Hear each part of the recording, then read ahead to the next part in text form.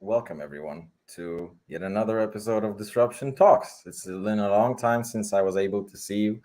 I think it was December, so it's good to see everybody back.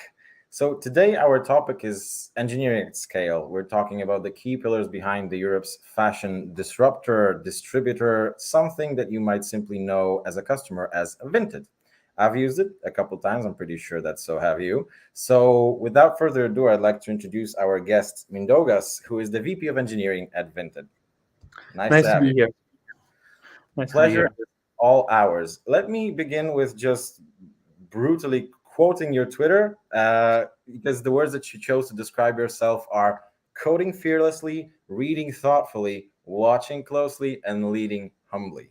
So, very good to have someone who has it so figured out in terms of who they are, what they do. But I, and so will the audience, want to learn much, much more about you, Vinted, and hopefully more things concerning the industry. So you are a long-time Vinteder, if I may say it. People are called Googlers. So you, with your 10 years of experience at Vinted, are a Vinteder, if I might use that word. So I imagine it's been a crazy ride between then and all of the developments you've seen till now.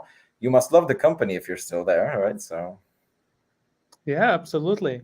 So I've been with Vinted 9.5 years now. So and I absolutely love the journey and I love where we are now. We never used the word Vinteder before, so that's a new one. Maybe we'll start using it. And yeah, I had the chance to start at Vinted as an employee number 13. So I really had the opportunity to see the journey from like really early days. So when I joined, our office was a remodeled flat, so real startup vibes. And I still remember the second day of my tryout at Vinted. So the tryout happened before joining the company, and during that second day of my tryout, the founding team came back from their trip to London, where they've secured the investment. And when I heard them speak about their ambitions and the growth the company will experience over the next couple of years, I knew I'll want to accept the offer. I didn't tell them that, of course. I did some negotiations, as you do, and I understood that it might not pan out, and the company will be maybe the company will be spinning down in a couple of years. But even in that scenario, I knew that the journey will be worth it, and it was much more successful than I could have imagined at that point. Um, yeah, and I just knew that I don't want to miss that kind of opportunity. Later, I became much more invested into our sustainability-focused mission, but at first, it really was like very personal growth oriented. okay. Yeah, I'm curious because, I'm pretty sure that, especially as employee 13, so the beginnings of the company, and I mean, no harm by this question. I'm genuinely asking because I would be asking myself the same question too. Were there some preconceptions that you had looking at essentially like a digitized secondhand store of sorts? Because if someone says I'm doing that as a startup, it's a different conversation wherein we're talking about huge valuations being everywhere and everybody knowing you. It's like with musicians, everybody wants to listen to them when they're huge, but just at the beginning of their career, people aren't that invested. Did you have this hunch that this is going to go so big? Well, no, honestly, no. I had no idea that it's gonna become so big.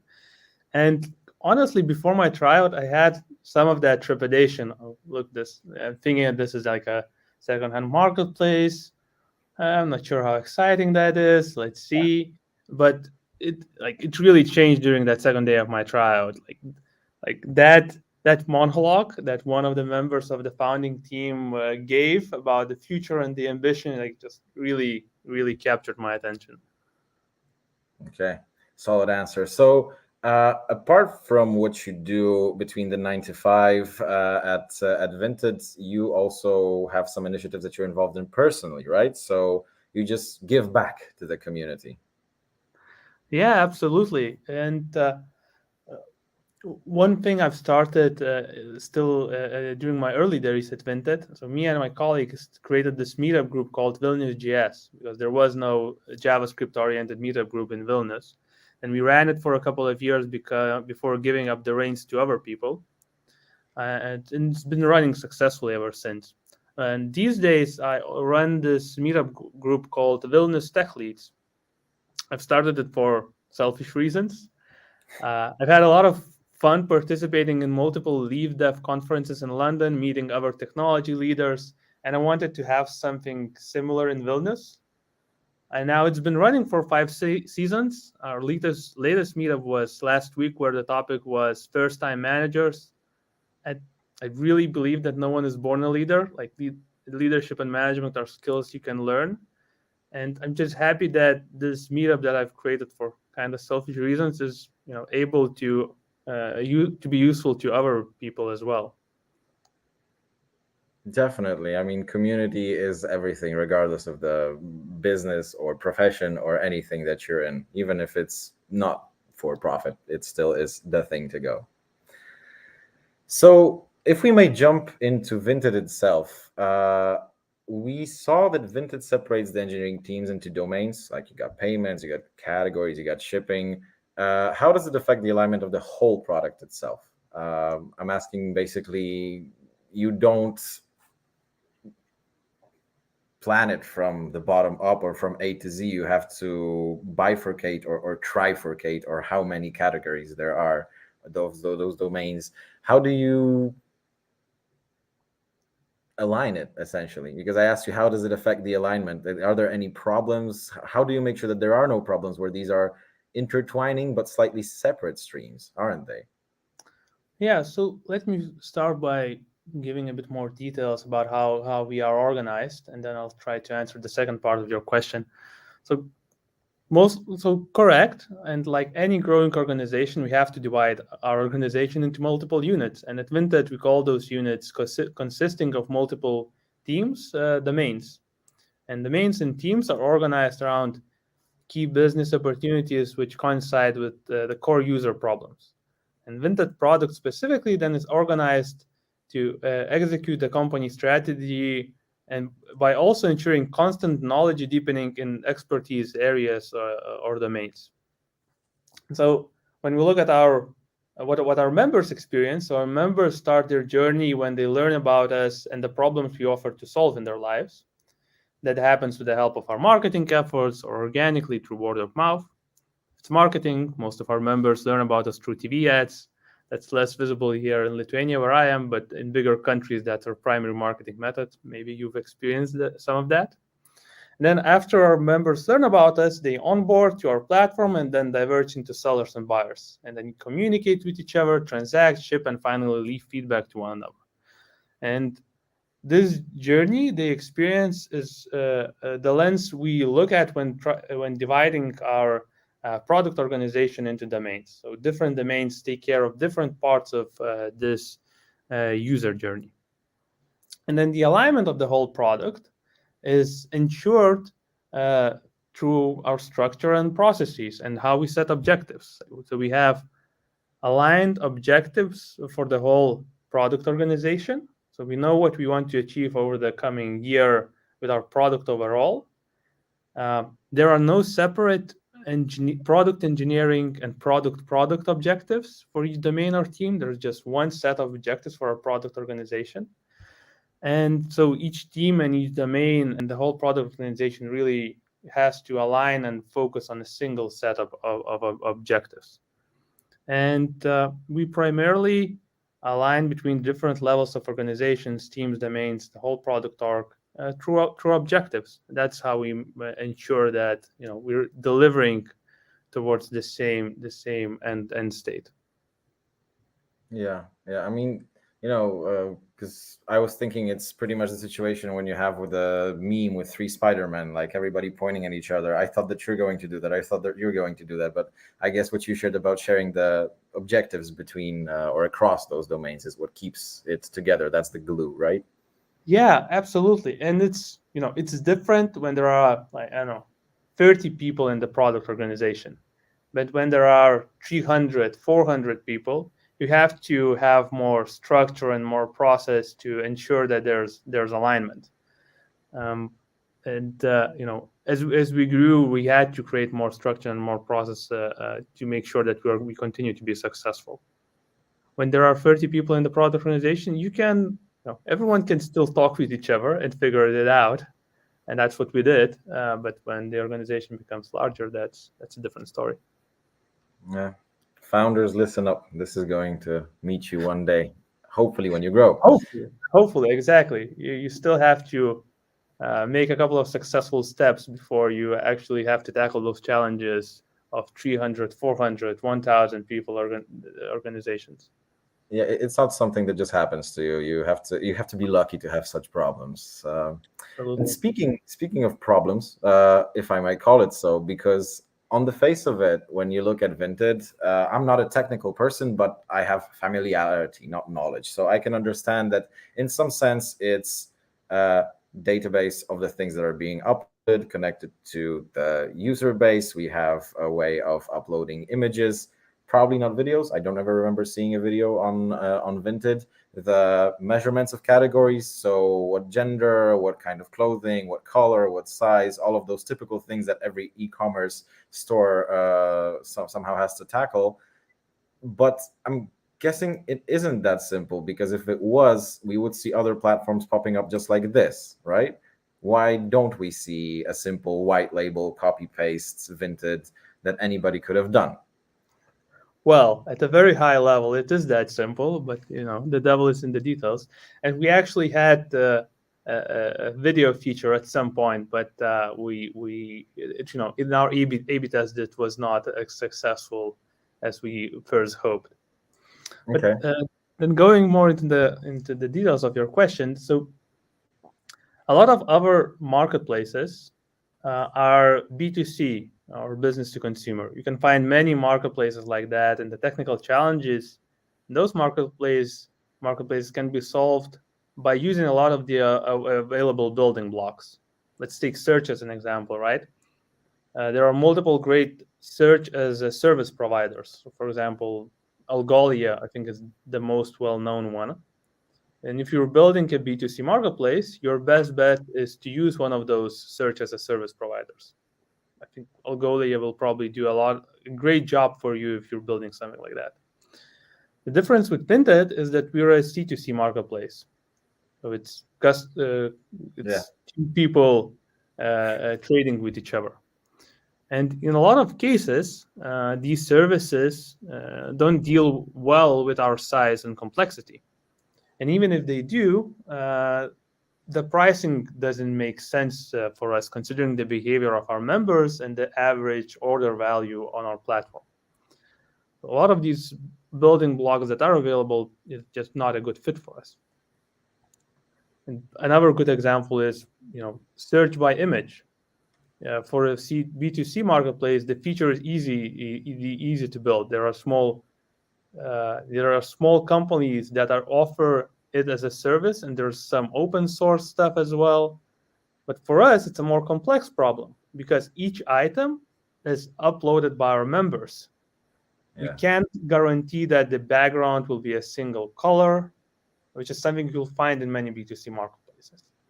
So it's a couple of things. Like, one, because we're a C2C marketplace, like the building blocks are not do not fit well for us. And the other thing is, our scale. Some of the building blocks don't work well purely because of the scale we're at now. I feel like what you just shared about the C2C and the impact of basically UGC, user-generated content, in some way not being able to be categorized and filed, especially at scale, because you need automation at that scale. I think that's going to be a good quote for our team to share later, just on our socials, because I think it's a slight opener. I don't think that people really consider some marketplaces C2C or H2H as human to human, right? That's what I've heard, the lofty quote on LinkedIn, that it's not B2B, it's not B2C, it's H2H, right? So. Oh, H2H, that's not something that I've heard of. I'll have to use that. Human to human. That sounds much better. Yeah, just keep it much better than C2C. Yeah. I mean, we can do some copywriting consulting, if you need. So coming back slightly in the sense to my original question, when I asked you about how attractive was it to look at a virtual secondhand store at the beginning right now? And I want to ask a question in a similar vein. It's a, I'm not being mean, it's just a trick question that I hope you have an answer for, just like for the first one. How much innovation can go on in a C2C marketplace? Like, what are the most exciting engineering challenges ahead? What can be done to even make the customer experience go like, wow, have you seen this feature, and make you share it to all your friends or put it on your Instagram story? Or perhaps, if not something that's publicly impressive, perhaps there's something under the hood that you're really excited about on the engineering front. Uh, yeah. So um, for the last, well, first of all, let me just talk about some of the things that we had focused on for the last couple of years, and then I'll try to talk about the future as much as I can. So for the last couple of years, like the biggest challenge for us was certainly scaling. And for me, the word scaling has multiple aspects. So one, it's scaling the technology so that it would be able to handle the ever increasing number of members. So two, like it's not strictly an engineering challenge, but like scaling the team itself was a big undertaking as well, because we grew really fast. At we There were 30 people in engineering at one point. Then a year later there were 55. Then a year later 110, and a year later 220, and now we're nearing 400. So it was a challenge by itself, scaling the team that fastly. And then three, it's scaling the organizational structure, processes. When you grow as a company, as I said before, there's need to create more clarity around how you operate. Otherwise, you're not going to be able to operate successfully. And then on the technology side, we delivered some, I don't know, maybe they are not immediately obviously exciting things for the end user, but we delivered some really exciting technological advancements. So in the past, we in each country we had it separated completely from other countries, and today our platform is fully ready to be completely international. And that might not seem like a big deal, but for us, it was a big technological challenge, because we had uh, each country before was using its own language. So in Germany, people were speaking German; everything was in German. And then in France, the French language was used, and we had to figure out, okay, how do we make it work so that this content that is uploaded in French would make sense for users who are using our product in Germany. And while product-wise, there's still no ability for everyone to trade with everyone in Europe on Vinted, architecture-wise, we're ready for that capability, and we're starting to use that capability more and more. We really hope to connect the whole Europe, and then everyone would be able to use Vinted, and Lithuanians be able to buy things from France. And then Speaking, oh, sorry, go on, go on. And then in the future, I'm not sure how much I can talk about some of the product advancements we're thinking of, but what it's worth to mention is that for any marketplace, um, uh, some of the key things will always stay the same. So people who go to buy something on a marketplace want to have a really broad selection that they can pick from, and they want to have the ability to find what they want among that selection. They want whatever they buy to be delivered as fast as possible to them, and they want the best price. And for a human to human marketplace, there's also the additional element that you really want to trust the human on the other end. And these are like the key like pillars that you have to build your marketplace on. And we want to make advancements in all these areas over the upcoming years, and to improve the experience. So the perfect experience is like when you go to the marketplace as a user, and the item that you want is immediately there, and it's shipped the next day, and it's great. It's a great price, and I think there's still improvement we can do with Vinted towards that. But you wanted to ask a follow-up question. I mean, I didn't want to ask a follow-up question. I wanted to sprinkle some news because you were talking about logistics, about sending. Although personally, I think that the best scenario is not that it's delivered the next day. It's actually that it's someone across the street that I can go meet face to face. Because I think that's the magic of Vinted in some way, right? That those local exchanges, especially when the trust is being built with the handshake, with being able to see what you're buying, I think that's irreplaceable, really, right? But what I wanted to say about the logistics is it's news from just a couple days ago. Vinted's big romance with InPost, a Polish company, right? So some camaraderie between Poland and Lithuania on the business front, because InPost, for anybody who's watching but doesn't know, it's parcel lockers, the equivalent of Amazon lockers that you might have seen in the US or in the UK. InPost has been a huge company with huge successes, expanding into more and more countries. And I read in the news that secondhand fashion marketplace Vinted has partnered with e-commerce delivery provider InPost to leverage its vast network of drop-off points. So very much in tune with what you said about optimizing, especially the logistics part, where people might realize that, well, maybe I'm not buying new Salvatore Ferragamo shoes, but I want to buy them as if I'm buying them on Amazon Prime and get them tomorrow, right? That is the Yeah, expectation. absolutely, absolutely. And for different item categories, the expectation is of course different. You talk about maybe it's better that you can meet the person right across the street, and that can certainly work, and that's definitely part of the magic of Vinted. But then for more expensive item categories, maybe you don't necessarily want it the next day, but you want the shipping to be like foolproof. Yeah. Um, yeah, so that's also something that you have to take into account as you think about logistics. Yeah. Definitely, definitely. So, speaking of engineering and speaking of exciting things, um, machine learning.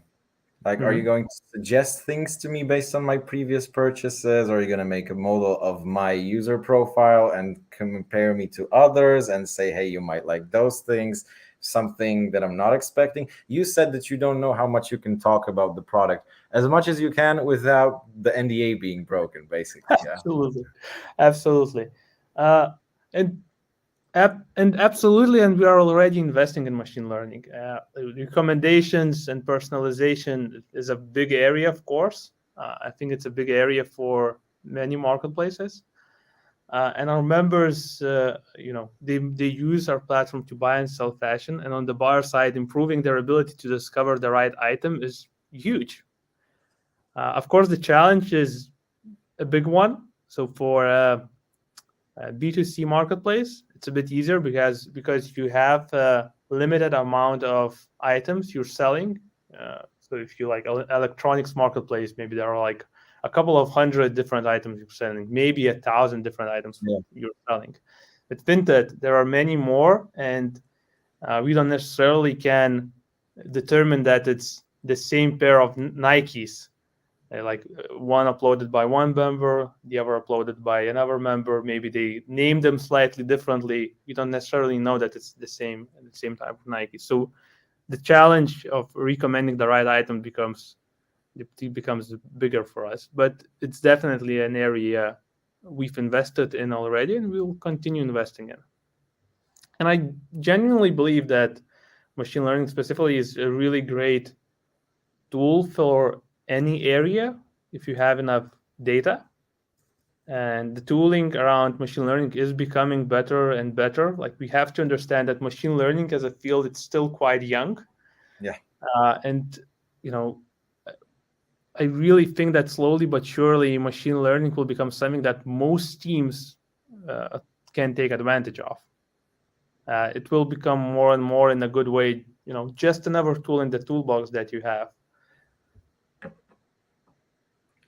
Okay, so I mean, I always, when I ask this question, I'm hoping that someone will, like, like make me go wow and surprise me, because I'm not saying that I'm underwhelmed, but I'm waiting for that moment where I completely didn't expect something that someone is going to tell me, like, basically, you know what, we're going to do the shopping for you. You don't even have to open the app. The machine learning will understand what you need, is going to understand what you have in your wardrobe, and it's just going to bridge the gap between what you might need. And it's going to understand from the calendar that you have, I don't know, your prom at high school, and you need a good dress for that. Those kinds of things where it's just going to be technology and mankind. But maybe I'm too futuristic. Maybe I'm too imaginative. Or too impatient, basically, because it's Well, gonna come. Just like you said, it's a young field. It's a very young field. exactly. And the vision that you've just named, that's a nice one. I think that's I don't think that it's something that would work for everyone.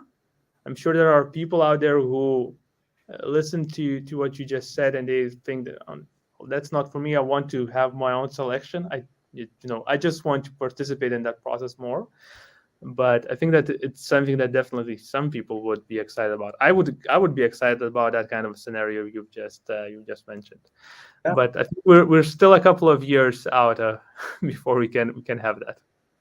I was talking about this with one of our previous guests that essentially it's either that series hands are tied for privacy reasons, but I won't say the phrase because the sound bar will react to the Google command.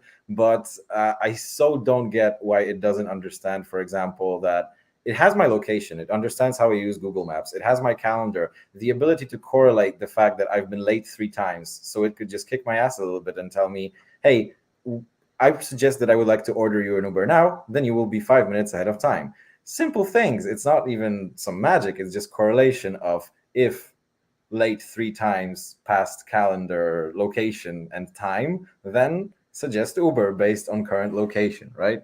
There are so many things that could be done based on the data that is just lying around. So um, I'm curious. I'm waiting for that to happen because it will happen. Some people, just like you said, might react that maybe I don't want technology to be so in my life, but it's going to happen either way. So might as well just happen faster. That's my opinion. Yeah. So we have some questions in the audience, but we still have questions of our own. So my next question is on your LinkedIn profile. Once again, yes, we did stalk your LinkedIn, your Twitter. We've been everywhere. We can read that you participated heavily in recruiting, hiring, and helping build a great engineering team. So please, dear chef, secret sauce from employee number 13 to you have what? How many employees right now? So the whole Vinted has something like 1,000, more than 1,200 employees, and there are more than 370 people in engineering. 300. Okay, so that's a solid fraction. That's a solid Yeah. fraction. Well, if you're a company building technology, you want to have some engineers building that technology, right? Definitely, definitely. A few. Yeah.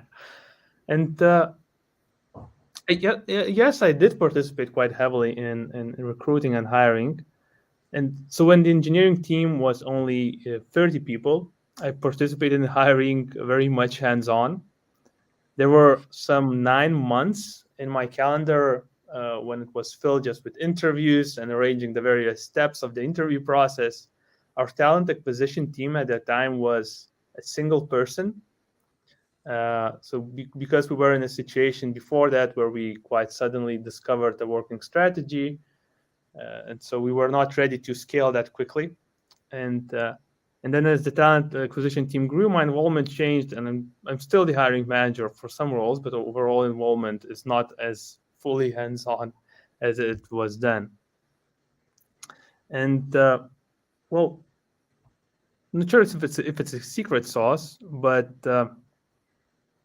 I really tried to be transparent throughout the process with the people that I was trying to attract to the team. So I was, really transparent about where we are as a company, where we're going, what we're hiring for, how much we're paying, how are we evaluating engineers, what are the challenges. So I really try to be as transparent as possible, not faking in any way. Just here's what it is. Here's what Vinted is. Here is our culture. Here's how we do things, and I think that worked, because I think we were able to attract not all the people, but we were able to attract the right people that we can then build upon to scale our team. Okay. That completely works. I'm not a technical person, so I was hoping to understand it just the way that you explained it. So you gave a little bit of the secret sauce, and continuing with that culinary metaphor, what are the don'ts while scaling teams? What are the things that I should not do in the kitchen, the engineering scaling kitchen, to not make a mistake, especially one that at scale will just grow logarithmically? What am I not supposed to do to not mess up the sauce?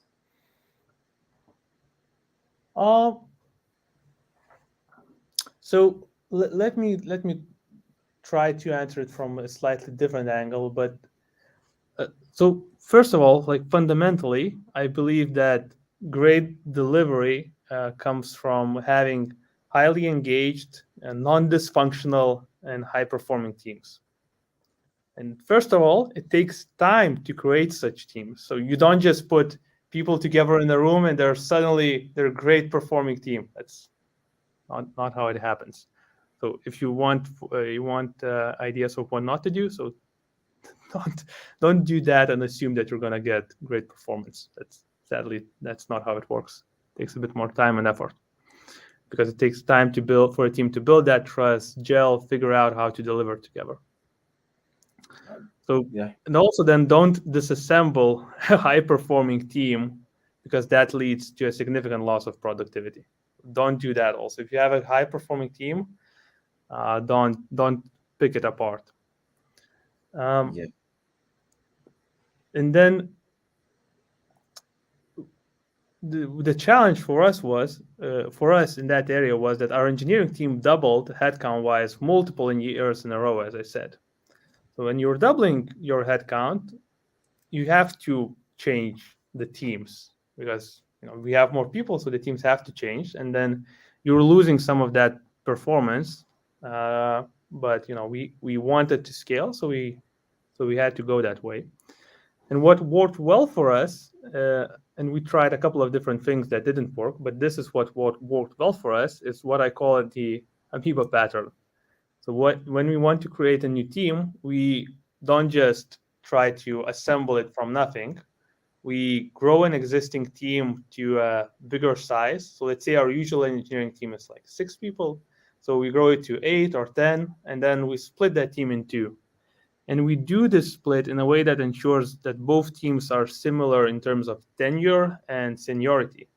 And this ensures that both teams are in good position to start delivering. I think that's what you can do. I think that this pattern worked really well for us. If you want, we tried a couple of other different things those didn't work as well. So this is not a don't. This is a do, but hopefully that's still useful. Want me to share a couple of more things because I can go into. Go on. Okay. Go on.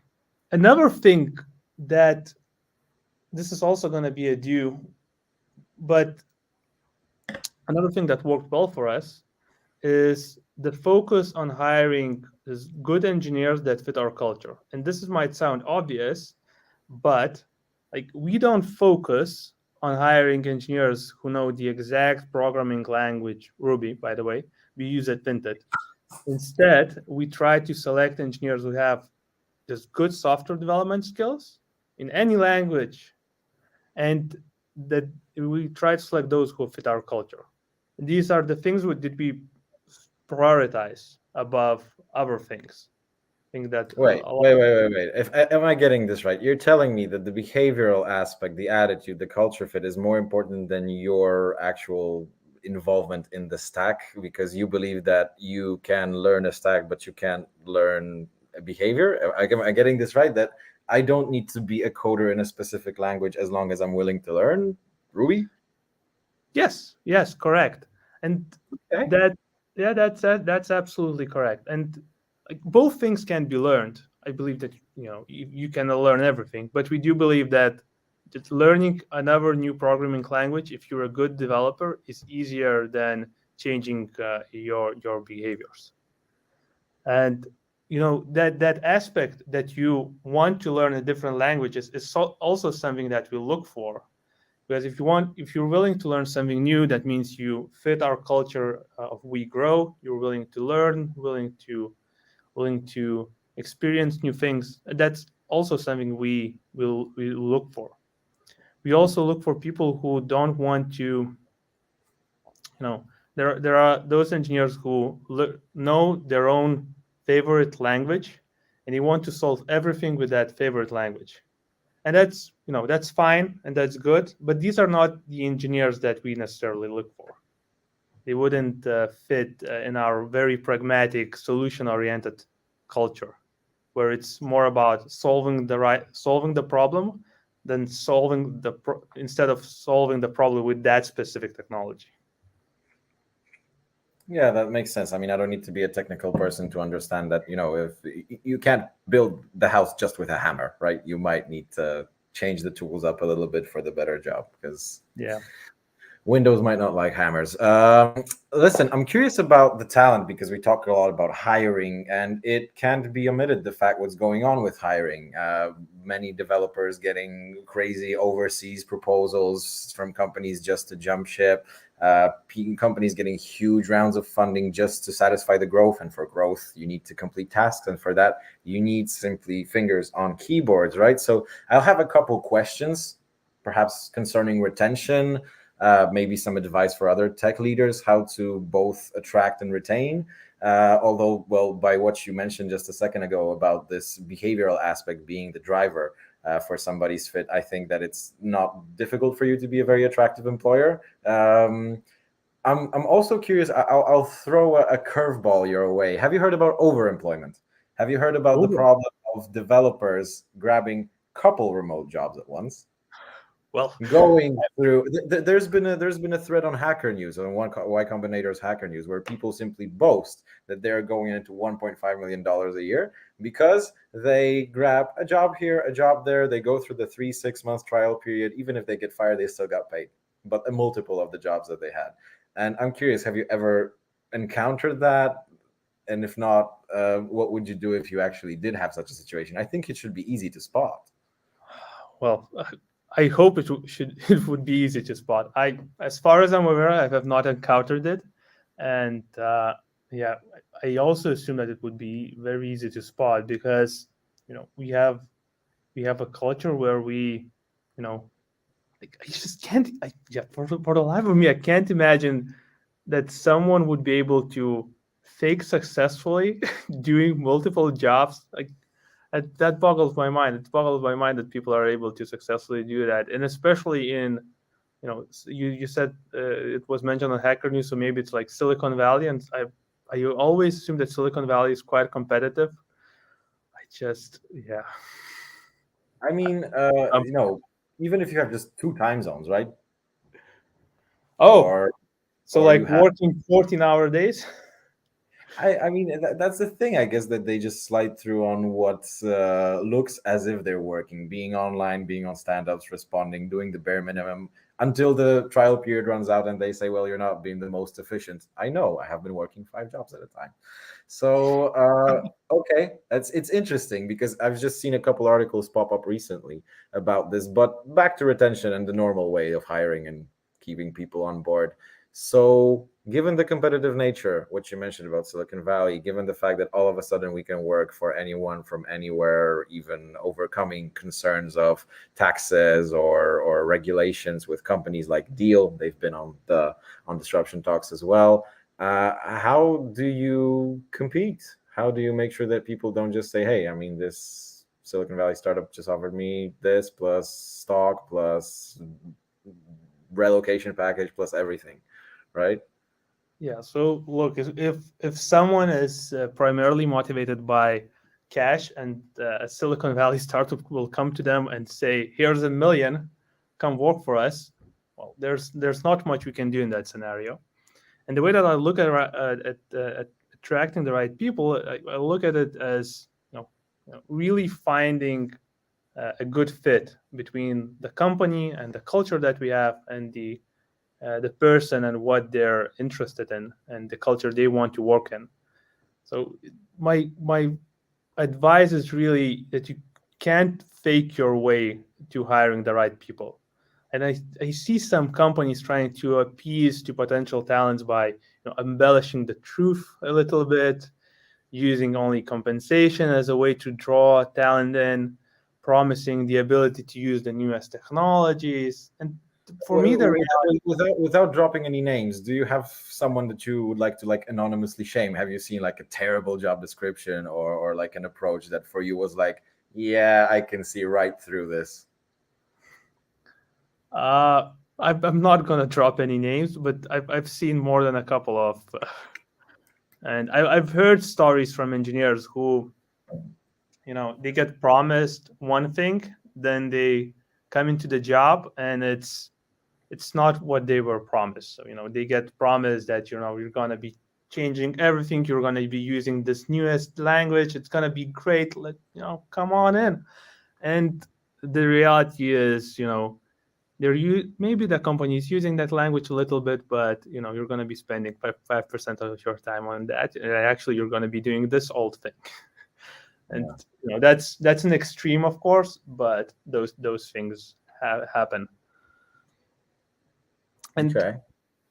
yeah, and then going back to what I've said about fit, and the reality is that there are a lot of different great people out there.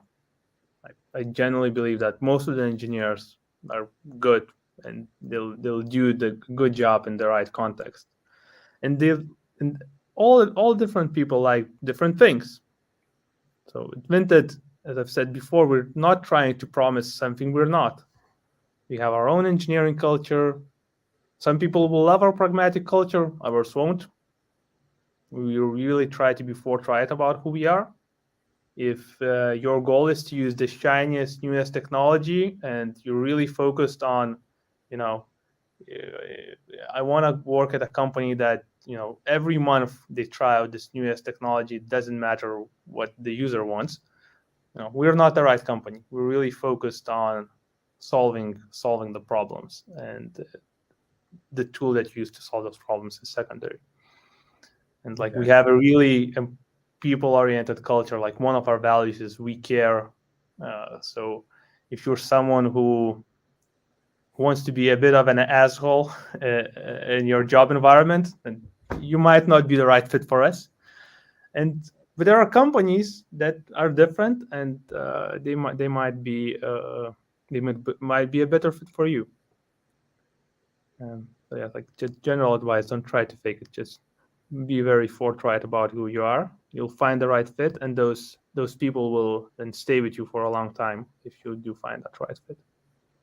And do you find that the majority of your workforce is from the motherland, or is it something that you have seen spread over and over and over across, or it just stopped mattering at some point? I'm not asking for specific percentages, but there are companies that even despite having the ability to hire remotely, they kept almost exclusively to their local place, while some companies simply embraced that and said, okay, I mean, if the time zone works for you, let's do it. So for now, we have engineering teams in two locations, and that's Vilnius and Berlin. And we started hiring in Berlin at the start of which year it is? At the start of last year. But still, most of the engineering team is in Vilnius, and it was conscious choice. For a really long while, we operated in the single hub that is Vilnius, and most of our engineers are still in Vilnius. And we are able to find enough good talent. We were able to find enough good talent in Vilnius. Now we expanded into Berlin because we need to expand our reach. But we just didn't see a need, among other challenges, to also tackle the challenge of enabling remote work, because that is a different work mode, and you have to change how you operate to make that successful. It's not just tomorrow we've decided we're going to start hiring remotely and everything will work fine. There's there are a couple of things you have to tackle before you are successfully enabling the organization to work remotely. Okay, but I need to draw a division because hiring remotely is one thing, working remotely is the other. Surely there is the possibility of remote work at Vinted, right? Yeah, so the way that we operate is that we expect people to come to the office, but you can also work from another country, especially during this COVID time. You can work from home, but I don't call work from home as working remotely. To me, working remotely means when you're like like almost a full year, you're spending time in some other city. Okay. Okay, that's an interesting division. And why would you say that? Because I heard people call it workation, staycation, the leave the country, and I don't know, code from the Zanzibar beach. But working from home, you're saying that's not remote work? Why specifically? Yeah, so I think it's different. So let's say we have a team that there are 6 people on the team, and everyone is and like the team is working remotely. So everyone is in different locations, maybe different time zones. That's one situation. Like the other situation is we have a team of 6 people. All of them are in Vilnius. They work from home most of the time, but they are able to meet in the office. They are able to go to team buildings together every week, whatever, right? And to me, those two situations are very different. And that's why when people say work remotely, I think of situations like the first one where everyone is really distributed and are not able to meet face to face, even if they want to. And work from home for me, it's still different because you are able. Like, generally, I assume that it's still co-located then, and then you can still meet other people on the team face to face. Yeah, makes solid sense. So, one last question from me, and then we go to the audience.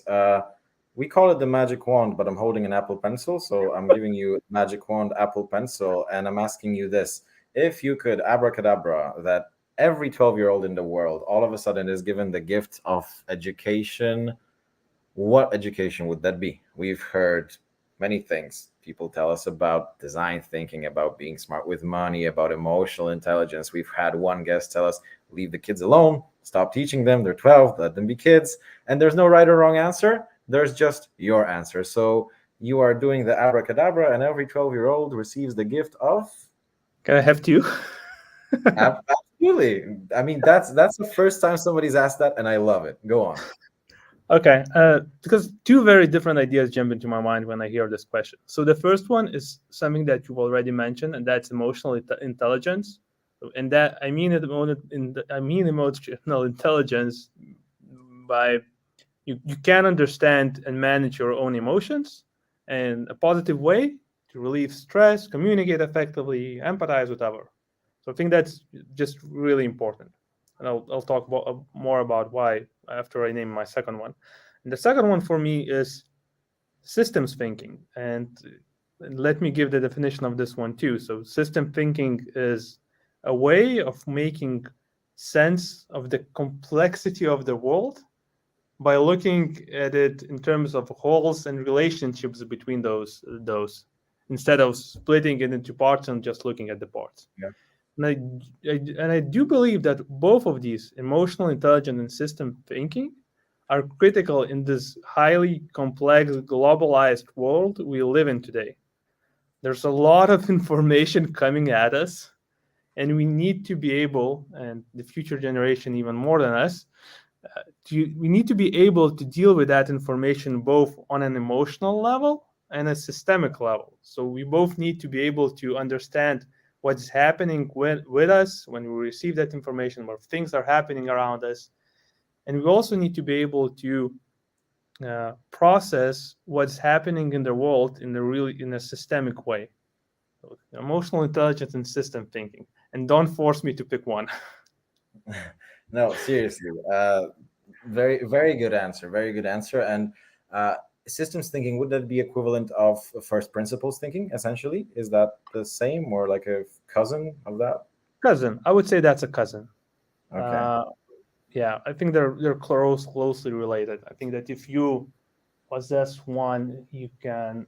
Yeah, it's closely related. Okay. I completely agree with what you said. People keep forgetting that the amount of biological evolution that we've had versus the amount of cultural evolution that we've had is a huge disproportion. And many a time, this thing doesn't really compute things the way it should, but it computes the thing in terms of the lizard brain or instinctive reactions or things like I'm hungry or I'm cold, and understanding yourself and where your reactions come from to place yourself within the completely new things that we have logarithmic growth, not just of technology but of everything else. It is important for everyone, not just 12-year-olds, to understand that everybody's just trying to catch up. Everybody's just trying to stay up to date with the development, and how your brain and the entire society's brain is just trying to make sense and say, yeah, this is okay. I'm not overwhelmed by all of this. This is exactly what my brain and body was expected from Mother Earth to give us. So once again, love that answer, and it's time for us to go to the comments. So Paulina, and I wanted to ask you, how much time do you have? Because it seems like we have 7 minutes until the final, until the full hour. But I'm good to stay longer if you are. Yeah, I'm good. Okay, so we have a comment. I can't post it for some reason, so give me a second. I'll just ask someone from the team to post it on the screen, but I'll start reading it out. Users' expectations are constantly changing and growing, not only regarding fast delivery. Have you noticed any specific changes in user expectations and behavior over the last 2, 3 years, other than just get me my stuff really fast? So I think that the user expectations generally are similar. Like I've talked about, you want things as cheap as possible, you want things as fast as possible, you want to have a wide selection. I think those were there a couple of years ago, where they were there tens and maybe hundreds years ago, and they will stay there in the future. I think those pillars have not changed. But what has changed is how the market is able to deliver towards those expectations. So now there are more and better apps, there are more and better delivery services. Everyone is trying to get you the best price. And I think that's changing, and the environment is highly competitive. And we as a company, have to stay on top of our game to be able to deliver that better experience to our members. Okay. And now I have another question, and the person that is asking this question might be familiar. We're just like the 007, the MI6 agency over here. We have our men and women back in the office just researching everything. And we see a question from Adam Mullen. Rings a bell? Yeah. Yeah. So he asks, how did you scale yourself from being employee number 13 to one of 1,000? Tips, tricks, wise words. So it's hard to summarize, but let me, like if I could just give one tip, it's really about staying humble and admitting your mistakes and being able to learn from those mistakes. Because I think, at least for me, what helped me be at least somewhat successful in this path that I've been on was this ability to really try to learn from many situations that I've been in. And I've made mistakes over the years. I think I was able to learn from them successfully. I think that there were painful moments when I had to admit that, damn it, I failed at this, but I have to admit it to myself, to others, and move on from there, having learned my lessons. If I could just give one thing, it's really be humble and try to learn from the mistakes you experience. And that comes from humility, comes from emotional intelligence. Understanding your mistakes comes from systems thinking, right? So basically, back to the abracadabra. And the last question, or no, actually, we have two. So this one comes from Ginny. Actually, the person who was kind enough to arrange this show for us. As you mentioned before, Vinted keeps expanding its borders, and it's a challenge for engineering teams as much as for any others, like marketing teams, to account for cultural aspects. Would you say that creation of separate tech hubs in the countries where product is operating is something that should be considered? Which is sort of like a play on you get to hire remotely from wherever you want, but you sell in places and you need to double the focus on the places where you're selling, so they're localized. Yeah, yeah. And I understand this question is coming from this angle that you really want to understand your members and your Yeah, users, and to be able to understand them, you have to have talent that is local to that place. And I think there's a lot of value in talking with those members in those countries and really trying to get at what they expect and how the expectations are different per country. I think that can be achieved without opening tech hubs. We invite, we have conversations with our members. We look critically at their feedback that we get from them via customer support or directly or in any other ways. Our teams do interviews with our members where we really try to understand how they would react to new features or how they react, what are their expectations towards existing features. So I think there's a lot of value in you know taking those cultural aspects into account, and not just cultural aspects but overall different expectations per market. But I think you need to uh, go towards the direction that you have to have tech hubs in all the countries you operate in. fair point. You can be empathetic from afar, right? So With the magic of technology, yes. yeah, I mean, if it's the physical presence that helps people be understood, I think there were other problems in communication before, right? So Yeah, but I do think there's potential value in having tech hubs in all the countries that you operate in and having that connection. It's just, but then you're really trying to figure out the trade-offs, right? Because opening tech hubs and coordinating between different countries, those tech hubs in different countries, also has overhead. So you're trading off that ability to be really close to members versus operational complexity. And in my mind, the trade-off is that you don't want to have tech hubs in all the countries, but yeah, not saying that there is no value in having those yeah, tech hubs really close to the members. yeah, but I get what you're saying. It's a nice to have, but it's not something that is a blocker to achieve the same goal, right? Yeah.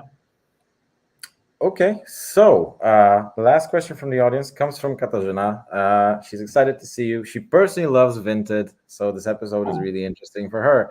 And the question is, why are consumers drawn to businesses like Vinted? Do you think that we will see this trend continue to grow? Uh, and I also have a question that I want to sort of add to this one. Is Vinted going to be just clothes? Well, Secondhand has a lot of stuff, not just clothes. well, first let me answer the first part of the question.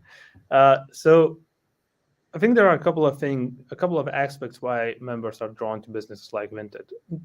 I'm sure there are many more different consumers are drawn for different reasons, but the two primary ones are the sustainability aspect. I think that more and more people have become conscious about sustainability, and they're become because they become more conscious about sustainability, they are more okay with buying secondhand items. Maybe they even prefer to buy secondhand items because that's the more sustainable solution to any kind of problem that they have. And the second aspect is price. To be completely honest and transparent, if you can buy a similar coat for I don't know, 150 euros versus 100 euros on Vinted, then that becomes a very attractive proposition for you. I think those two are the main aspects why people are these days drawn to Vinted. So just price and the sustainability aspect. And on If sorry, if I may, because Cashew, I also have an answer to this question. I found this personally. Sometimes what you're looking for, the brand that you're trying to find, is not here. There Ah, have been situations where in Poland I just couldn't find an official distributor. So much like people are not able to watch things from ABC or Fox and they resort to streaming or downloading not necessarily legally, here in the same vein, fully legally, but still, I couldn't find brand XYZ in any stores having their own boutiques. But hey, I go to Vinted and all of a sudden, sometimes I even have things that have been worn once. And it's almost like the store experience, slightly cheaper and giving me access to stuff that otherwise I wouldn't have.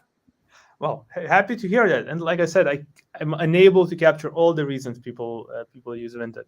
So yes, happy that that's the reason why Vinted worked for you. And then on the categories aspect, well, already on Vinted you can find some categories that are not just fashion. So I use Vinted myself, and we recently bought a book on Vinted. So there are some other categories that you can already find on Vinted. I cannot, uh, I'm not going to discuss any future plans around the categories we have, but primarily we're fashion. Let's see what happens in the future. Okay. I expected this is going to be the answer to my question. I was just hoping to, use the occasion to ask it. So I hope you don't hate me for that one. That was the last question of the audience. That are all the questions that we had between us. Are there any closing remarks? Anything you'd like to share at the end of what we just had over this fine hour? Uh, I think I was able to share a couple of things that I hope that I was able to share a couple of things that your audience found interesting. It was nice to hear and fun, and yeah, thanks for having me. Listen, just before we started, you told me that you haven't done many of those. This felt like I'm seeing somebody on Bloomberg doing those interviews every day. I really Oh, enjoyed speaking with you. thanks. Thank you. Absolutely. So, everybody watching, whichever platform you come from, see you next Tuesday on another session of Disruption Talks. And also see you this Thursday on another live streaming thing from NetGuru. More to come in the comments on the socials. Once again, thank you so much for having us today. And everybody else, see you soon on your screen. Bye. Bye.